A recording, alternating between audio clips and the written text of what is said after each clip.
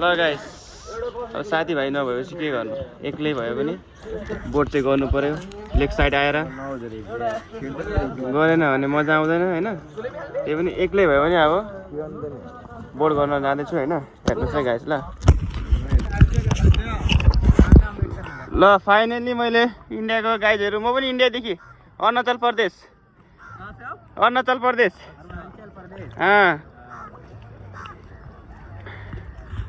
म चाहिँ एक्लै भए पनि गर्दै थिएँ हैन यहाँनिर ट्याक्का गर्दा गर्दै ट्याक्का हाम्रो साइडमा पनि आइपुग्नु भएको छ इन्डियादेखि उहाँहरू चाहिँ ल एक्लै भयो भने रमाउनु पर्छ भन्ने है जिन्दगीमा टक्का सारा ठ्याक्कै बोटिङ गर्दा थाकेँ हैन म तपाईहरुलाई म एउटा राम्रो नजारा देखाउने छु ल ट्याक्कै यहाँदेखि लिएर सारा हेर्नुहोस् त ल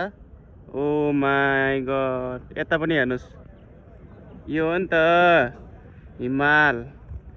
ट्याक्क अहिले चाहिँ म यहाँनिर पोखराको फेवाताल लेक साइडमा छु है गाइजहरू ल